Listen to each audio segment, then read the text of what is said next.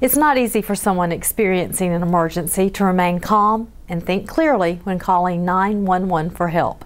Fortunately, in an emergency, the trained telecommunicator in the 911 call center is there to help keep a cool head, obtain accurate information, and dispatch the proper responder, whether it's the fire department, EMS, or law enforcement. Emergency Services Director Randy Beeman explains more about Cumberland County's public safety telecommunicators. Telecommunicators are generally the first link between that emergency and help. And that help may be involved as to law enforcement, it may be fire, and it may be some type of medical emergency. So the telecommunicator is that first link that that person and that citizen who needs help is in direct contact with when they place that call. We actually have 41 telecommunicators in our communications center, and they are on 4 different shifts, and they are 12-hour shifts. And so they are very professional. They go through various credentialing and certifications through the dispatch agencies that credential these people, and they are credentialed anywhere from call taking to fire dispatch, medical dispatch, and law enforcement dispatch.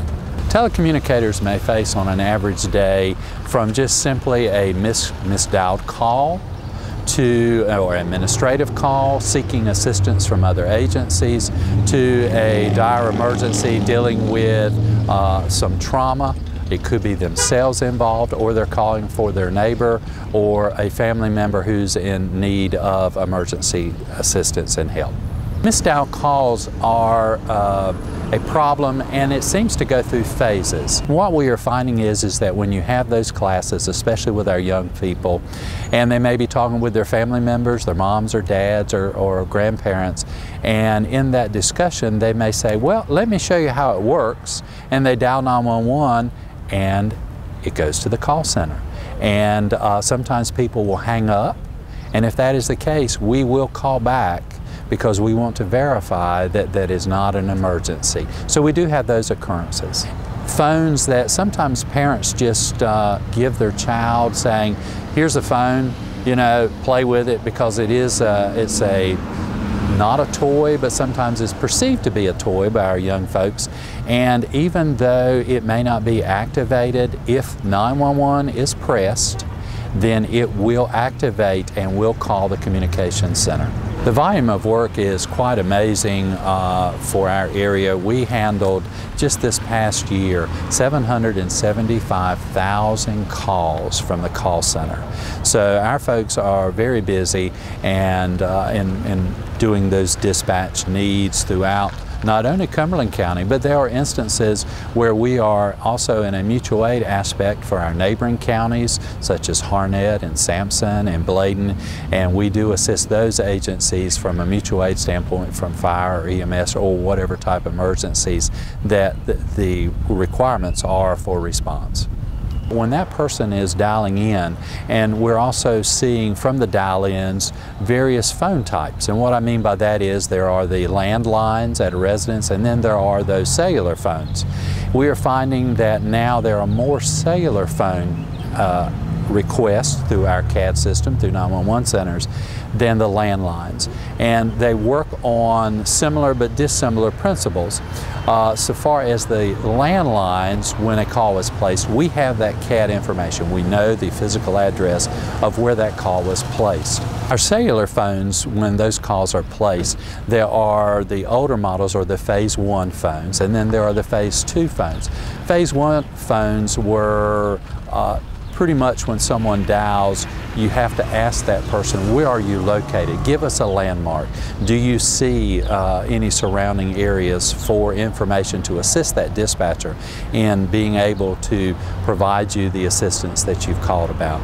Phase 2 phones are more GPS oriented. However, they still do not give you the actual physical location, but they do give the information as to the strength of the signal based on the closest tower location. So it does give better coordinates as to location, but still not on the ground, or boots on the ground where you're physically standing. That is not always the case. You need to have a plan. You need to think about the unthinkables, those times where golly, what if grandma falls down? What am I going to do?